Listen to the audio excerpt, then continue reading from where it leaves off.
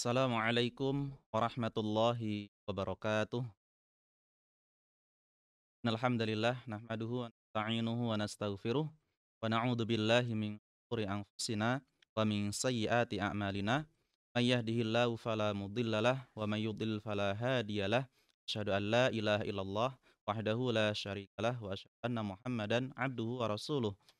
Ayyuhal ikhwan, kepada pemirsa pemirsa yang baik, yaitu baik laki-laki maupun perempuan di Roja Darussalam, yang semoga kita semua dirahmati oleh Allah Subhanahu wa taala.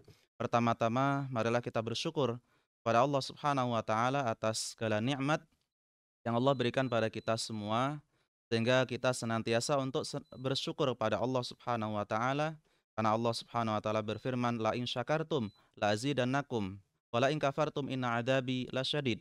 Jika kalian bersyukur pada Allah, niscaya Allah akan menambah nikmat, ya, pada kalian. Jika kalian kufur, ya, kufur kepada Allah, di sini kufur nikmat, maka niscaya azab Allah sangatlah pedih.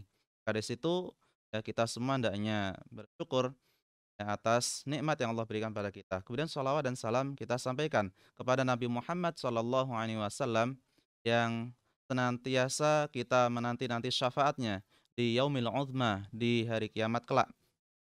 Pemirsa yang berada di rumah maupun di mana saja berada, ya, untuk saat ini kaitan dengan berpuasa, bahwasanya puasa termasuk syariat para nabi, yang mana kita tahu bahwasanya Allah Subhanahu wa taala berfirman, yaitu dalam surah Al-Baqarah ayat 183, ya, Allah Subhanahu wa taala berfirman, yaitu ya ayyuhalladzina amanu kutiba alaikumusiyam kama kutiba alal ladzina min qablikum la'allakum tattaqun.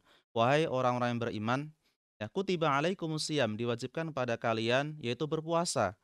Ini alaikum maksudnya adalah kepada kalian, yaitu umat Islam, umatnya Rasulullah Shallallahu alaihi wasallam. Bahwasanya puasa itu wajib untuk kalian. Ini adalah puasa Ramadan. Kemudian kama kutiba 'alal ladzina min qablikum, ya, sebagaimana diwajibkan untuk berpuasa yaitu orang-orang sebelum kalian. Ini menunjukkan bahwasanya sebelum kita, sebelum umat Rasulullah Shallallahu alaihi wasallam juga puasa itu dihukumi wajib atau ada kewajiban puasa untuk mereka semua. Meskipun nanti bentuk-bentuknya berbeda, ya, dari hal ini, yaitu dalam kewajiban berpuasa, namun secara global atau secara umum bahwasanya puasa itu tidak hanya diwajibkan kepada umat Rasulullah Sallallahu Alaihi Wasallam, namun puasa, ya, itu juga diwajibkan kepada umat-umat sebelum sebelum Nabi Muhammad Sallallahu Alaihi Wasallam. Kemudian la'allakum tattaqun. Apa tujuan atau apa maksud dari puasa tersebut sehingga kita diwajibkan untuk berpuasa, yaitu la'allakum tattaqun. Tujuannya adalah agar kalian bertakwa. Maka dari sini kita semua berpuasa tujuannya adalah untuk meraih ketakwaan. Kenapa di sini disebutkan ya ayyuhalladzina amanu, wahai orang-orang yang beriman? Karena memang orang yang beriman mereka tentu keimanan itu lebih tinggi tingkatan derajatnya daripada Islam, ya. Karena Islam ini di bawah dari keimanan, kemudian di atasnya adalah iman, yang di atasnya lagi adalah ihsan.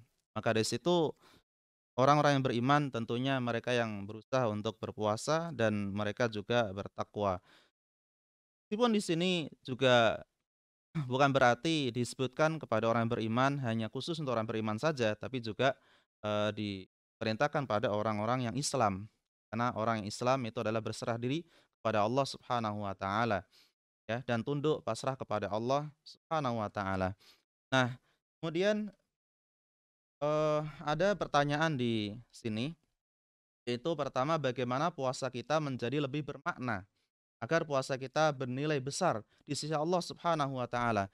Baik, untuk jawaban dari pertanyaan pemirsa, bagian dari pemirsa, bahwasanya bagaimana puasa kita bernilai.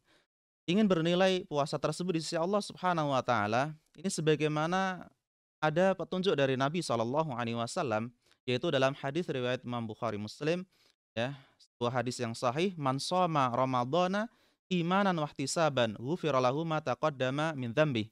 Barang siapa yang berpuasa, ya, berpuasa di bulan Ramadan karena iman dan juga mengharap pahala dari Allah, maka niscaya, dosa-dosa akan diampuni ya yang telah lalu. Maka di sini menunjukkan bahwasanya bagaimana puasa kita ini bernilai ya, bernilai atau berharga di sisi Allah Subhanahu wa taala. Niatkan bahwasanya puasa kita ini untuk Allah, untuk mendekatkan diri kepada Allah Subhanahu wa taala. Karena kita beriman kepada Allah, karena juga kita ingin mengharapkan pahala dari Allah Subhanahu wa taala. Dan kita lihat ada orang yang berpuasa namun nilainya tidak baik ya di sisi Allah Subhanahu wa taala, seperti orang berpuasa untuk selain Allah ya. Berpuasa untuk selain Allah jelas di sini tidak bernilai, tidak berharga di sisi Allah Subhanahu wa taala ya, seperti orang berpuasa hanya untuk pamer, riya. Dia beribadah hanya untuk riya saja, maka tidak bernilai di sisi Allah. Dan kita juga pernah mendengar ayat ya, alladzina hum yuraun wa yamnauna al-ma'un. Ya, dalam surah Al-Ma'un di ayat-ayat yang terakhir bahwasanya orang-orang munafik mereka itu yuraun, mereka riya. Riya, mereka beribadah, berpuasa, salat, mereka hanya riya untuk membanggakan diri di hadapan manusia, bukan untuk Allah.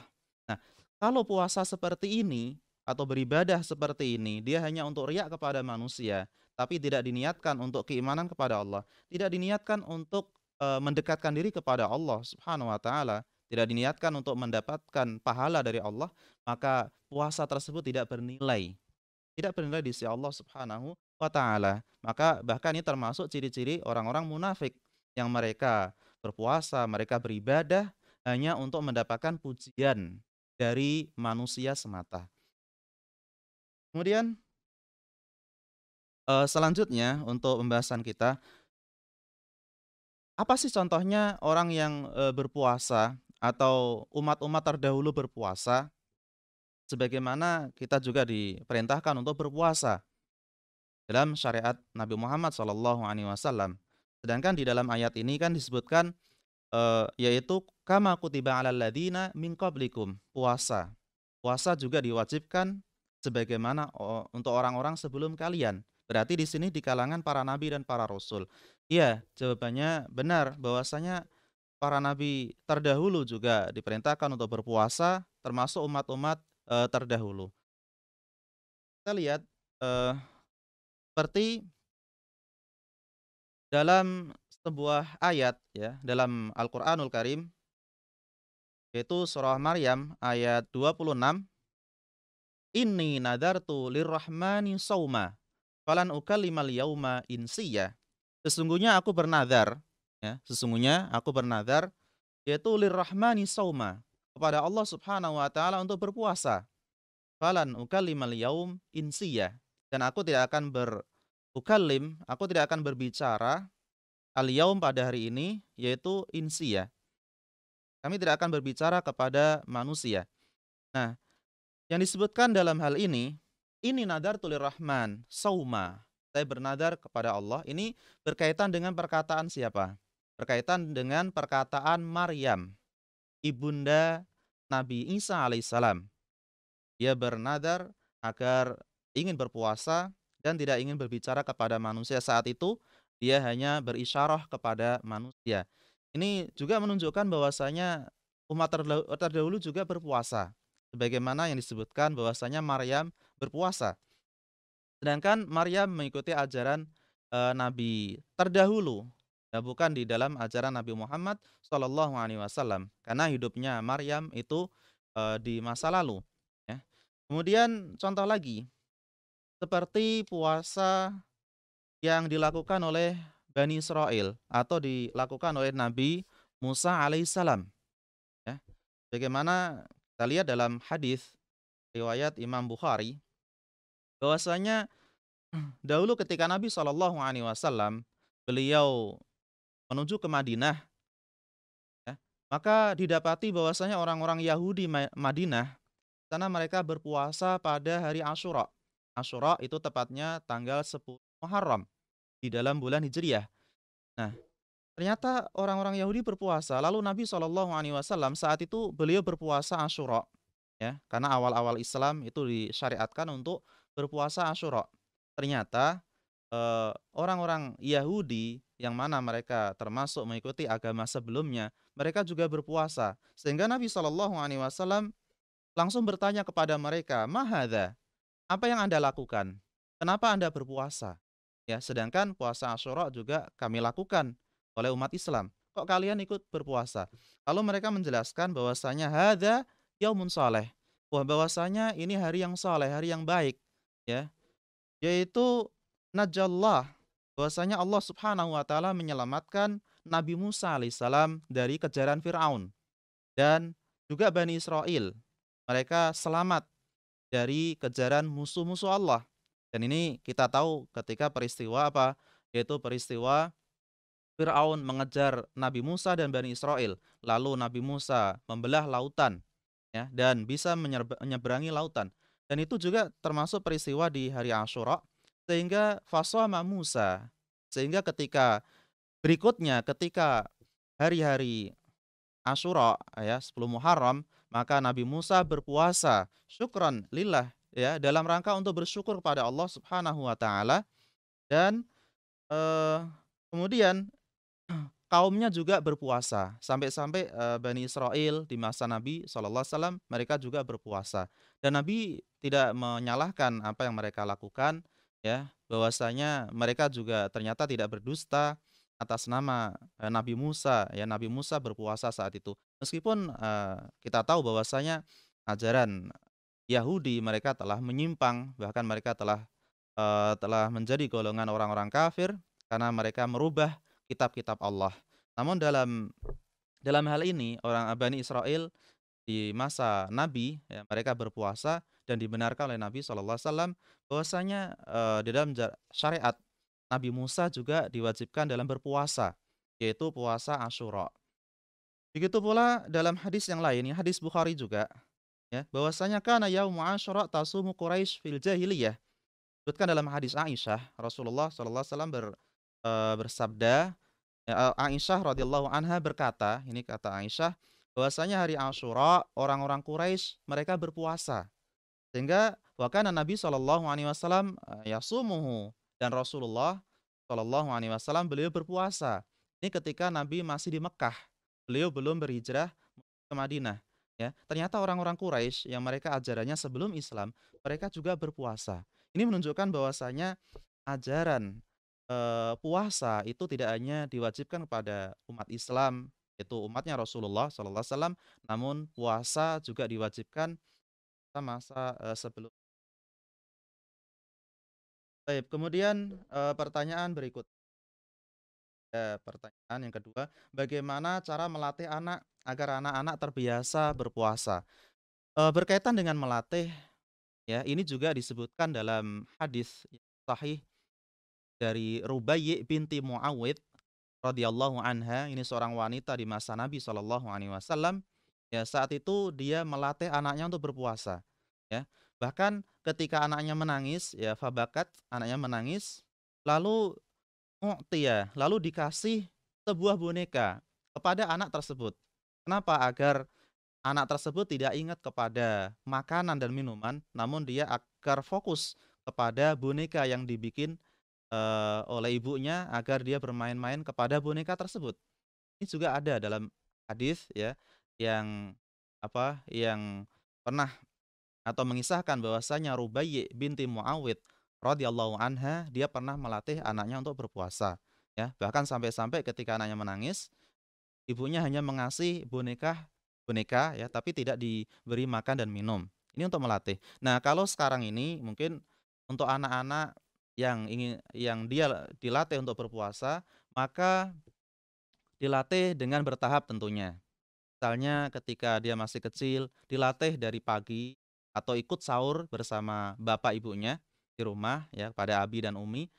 Lalu dia dilatih berpuasa mungkin sampai jam 9 pagi dulu untuk melatih dia. Nah, ketika sudah beberapa hari kok dia bisa, maka dilatih sampai zuhur. Kalau sudah sampai zuhur bisa, mungkin berikutnya lagi dilatih sampai asar. Dan itu seperti itu, lalu dilatih sampai maghrib. Bahkan mungkin karena ini masih latihan, bisa dikasih hadiah. Misalnya, "Nak, kalau Anda bisa berpuasa, eee, Ramadan misalnya sampai tengah bulan, ya, nanti akan kasih Abi hadiah, ya, berupa hadiah ini." Ini juga nggak masalah karena memang dia belum balik dan dia juga, masih masih latihan untuk berpuasa dan ini juga motivasi yang baik dari orang tuanya untuk melatih anak-anaknya dalam berpuasa. Tidak hanya puasa bahkan termasuk sholat, ya, sholat juga dilatih. Sebagaimana dalam hadis Nabi SAW, "Muru auladakum bisolah wahum abna'u sab'in, wadribuhum 'alaiha wahum abna'u ashrin." Ya, disebutkan dalam hadis yang sahih, perintahkan kepada anak kalian untuk sholat, ya, tidak sekedar puasa saja ya, tapi latih untuk sholat ketika dia menginjak usia 7 tahun, dilatih. 7, 8, 9, 10 dilatih. Nah, kemudian ketika di usia 10 tahun, ternyata dia belum bisa mengerjakan sholat atau mungkin masih bolong-bolong dalam mengerjakan sholat, maka wadribuhum 'alaiha, maka pukullah dia. Tentu pukul di sini adalah dalam kategori yang mendidik untuk anak-anak tersebut. Ya, kenapa? Karena sudah usia 10 tahun itu, hampir mendekati usia balik nanti, sampai setelahnya. Maka untuk pengajarannya pun agak sedikit dikerasin, ya, agak sedikit dikerasin tentunya dalam kategori yang mendidik, bukan kekerasan ya, sampai dipukul sampai memar, tidak. Tapi hanya dalam, kondisi untuk mendidik. Kalau dia sudah berlatih ya, dan dia juga bisa berpuasa, bisa mengerjakan sholat dari usia 10 ke atas, maka alhamdulillah berarti dia sudah, berlatih dan orang tua pun tinggal mengarahkan kalau dia nanti malas ya untuk sholat atau berpuasa, maka tinggal diarahkan terus. Kemudian ada pertanyaan lagi, yaitu berkaitan dengan batalkah puasa orang yang masuk dalam kamar mandi, masukkan uap ya dalam kamar, karena pasti menghisap uap air di dalamnya. Baik, dalam menghisap uap, mana nih? Maksudnya di dalam kamar mandi ada uapnya ya?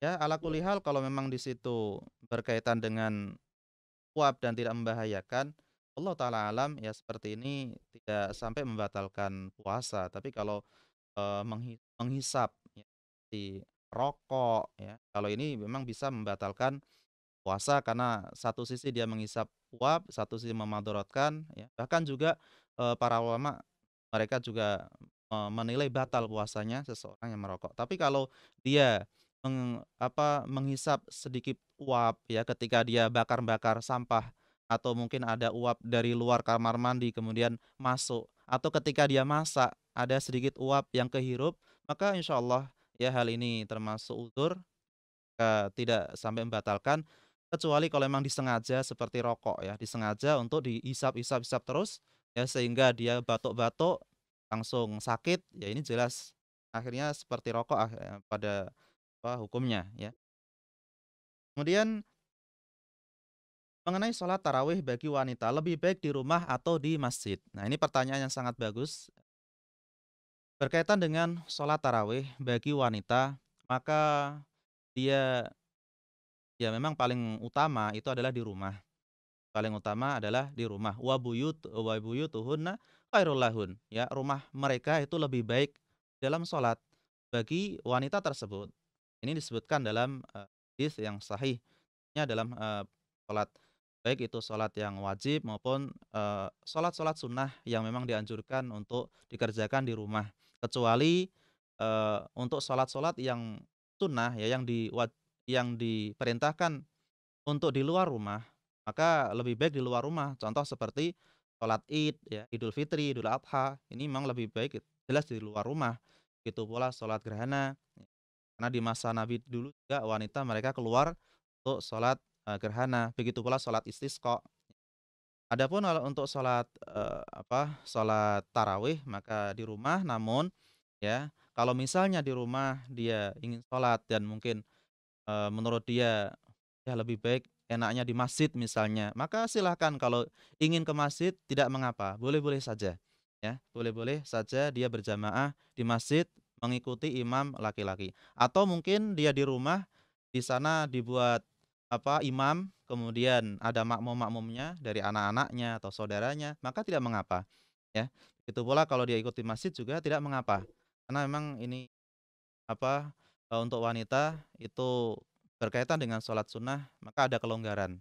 Silahkan bisa dikerjakan di masjid kalau memang dia bisa ke masjid, jaraknya dekat dan tidak ketika dia keluar juga ingat ya tidak tabarruj atau tidak memakai wangi-wangian yang membuat fitnah laki-laki non mahram, laki-laki ajnabi dan juga dia memakai hijab syar'i tentunya, sehingga tidak membuat fitnah bagi laki-laki yang ada di masjid ya. Dan dia juga sholat di tempat yang tertutup tirai, yaitu di sebuah masjid. Insyaallah seperti ini kalau dia bisa menjaga diri ya ketika keluar rumah, maka tidak mengapa dia dipersilakan untuk sholat tarawih di masjid bersama, para wanita dan juga jamaah.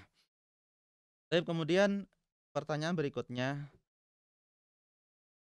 kafirkah orang yang tidak mau berpuasa Ramadan dan dia juga tidak mau sholat padahal dia tahu bahwasanya kewajiban seorang muslim adalah diantaranya sholat.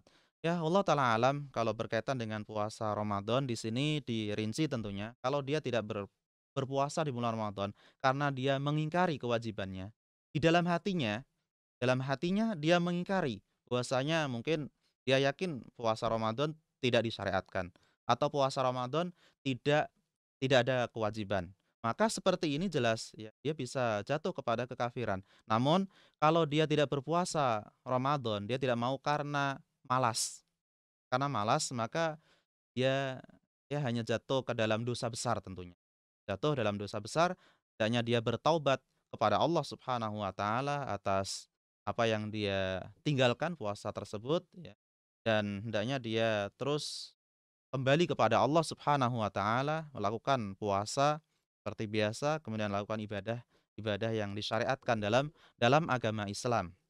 Maka di sini Eee, berkaitan dengan puasa tentunya harus diyakini bahwasanya puasa itu wajib untuk puasa Ramadan dan juga masalah sholat juga harus dilakukan ya. Ada sebagian orang dia rajin puasa, tapi kalau masalah sholat ndak dilakukan, maka ini juga tidak bagus.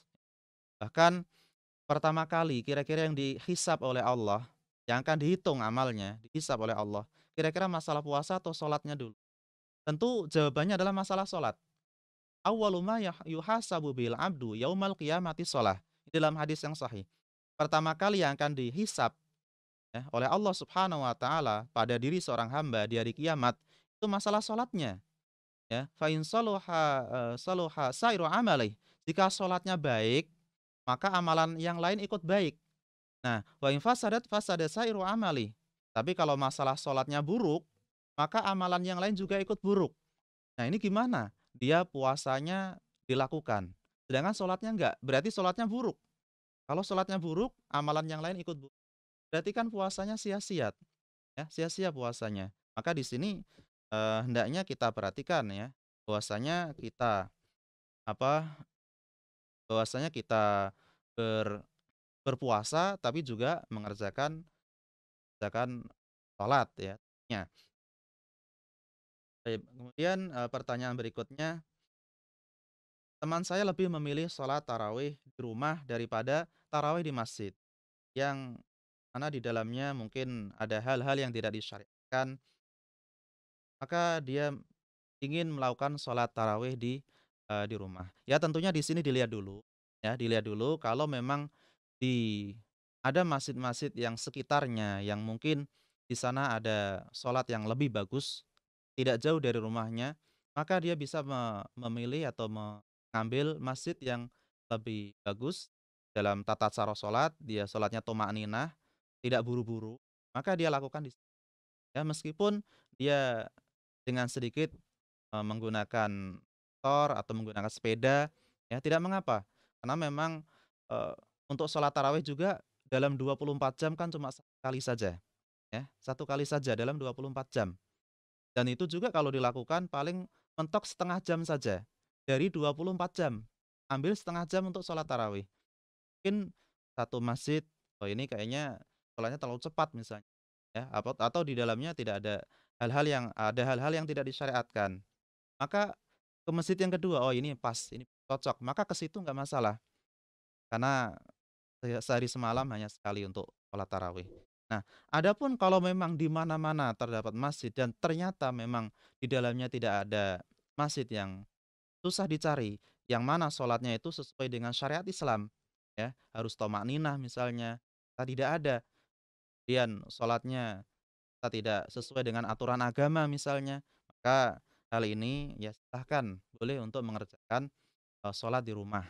Karena pada dasarnya meskipun ya ada masjid yang bagus dan dia ternyata memilih sholat di rumah, maka hukumnya juga boleh, ya, hukumnya boleh karena sholat tarawih itu disunnahkan untuk sholat di masjid. Artinya hukumnya lebih afdol di masjid. Adapun kalau dia tidak mau mengambil yang afdol, maka boleh untuk sholat tarawih di rumah. Maka silahkan, cuma pahalanya berbeda, ya. Pahalanya lebih utama di masjid. Bagaimana dalam hadis sahih dari riwayat Imam Ahmad dan yang lain, "Man qama ma'al imam hatta yansharif kutiba lahu qiyamul lailah." Siapa yang dia di sini sholat tarawih ya bersama imam, sholat tarawihnya bersama imam, hatta yansharif sampai selesai sholatnya, maka pahalanya ya akan ditulis pahala seperti sholat malam semalam suntuk. Seperti sholat malam semalam suntuk. Kira-kira siapa yang bisa sholat malam semalam suntuk tanpa tidur semalam penuh? Semua orang tidak bisa mengerjakannya. Kita butuh dengan tidur, kita butuh dengan aktivitas di malam hari, ya mungkin aktivitas untuk sholat maghrib, sholat isya ya, dan juga sholat subuh. Nah, orang yang sholat tarawih bersama imam ternyata pahalanya seperti itu, luar biasa. Seperti catat seperti orang yang sholat malam, ya, qiyamul lail, semalam penuh. Pahalanya luar biasa. Dan ini tidak didapatkan tentunya ketika orang yang sholat di rumah. Maka, raih kesempatan ini untuk senantiasa semangat dalam sholat tarawih secara berjamaah. Kemudian Eee, ada pertanyaan lagi, aku membuka toko ya, toko empek-empek. Kalau ada yang makan pas bulan Ramadan ini, bagaimana? Apakah, seseorang berdosa atau tidak? Baik, berkaitan dengan Anda membuka toko empek-empek misalnya, maka sebelumnya atau mungkin di tokonya ditulis ya, bahwasanya, eee, hanya untuk orang yang berpuasa misalnya, atau untuk orang yang tidak berpuasa karena uzur. Tidak berpuasa karena udzur. Kira-kira siapa yang tidak berpuasa karena udzur? Ya contoh seperti anak-anak kecil yang mungkin di bawah 7 tahun, dia butuh jajan, nggak apa-apa, karena masih kecil, belum berpuasa, belum wajib berpuasa. Atau yang jajan, atau yang beli empek-empek di toko Anda, itu adalah wanita yang dia haid. Wanita haid, boleh nggak dia makan dan minum di siang hari? Ya tentu boleh, bahkan kalau dia berpuasa, itu tidak boleh karena dia haid. Ya haid kemudian begitu pula mungkin ada orang-orang yang safar. Nah ini, orang yang safar dari jauh, ya dia tidak kuat puasa maka dia membatalkannya dan dia niat untuk mengqadha, maka ini juga boleh, ya. Boleh dia makan pempek di toko Anda atau di warung Anda karena dia safar, ada rukhsah, ada uzur. Itu pula, yang lainnya mungkin dia beli untuk berbuka puasa nanti. Seperti itu. Maka, ya intinya adalah boleh dia, jual beli di bulan Ramadan, tapi lihat waktunya. Ya mungkin kalau mau jualan sebelum maghrib, sudah otomatis kalau jualan sebelum maghrib, dia akan orang-orang datang itu pasti untuk buka puasa, untuk nantinya. Atau dia jual di siang hari, tapi mungkin di situ diingatkan sama pembeli, "Wahai yang datang ya, mau beli nggak boleh yang puasa nggak boleh, beli membatalkan di sini nggak boleh. Kalau ada uzur baru boleh, seperti sakit atau safar atau yang lain. Tapi mungkin itu saja yang bisa saya sampaikan, bahasan di sore hari ini ya, pemirsa semua, waktunya 11.14 ya, selesai ya, dan pertanyaan-pertanyaan sudah, garis besar sudah saya jawab. Mungkin, saya sendiri maaf kalau memang ada kesalahan apa yang saya terangkan saat ini. Dan kalau ada benarnya maka itu dari Allah, maka, kami berharap ya, mudah-mudahan kita semua bisa mengamalkan, apa yang diajarkan oleh Nabi SAW. Terima kasih ya, kalau Billahi taufiq wal hidayah. Assalamualaikum warahmatullahi wabarakatuh.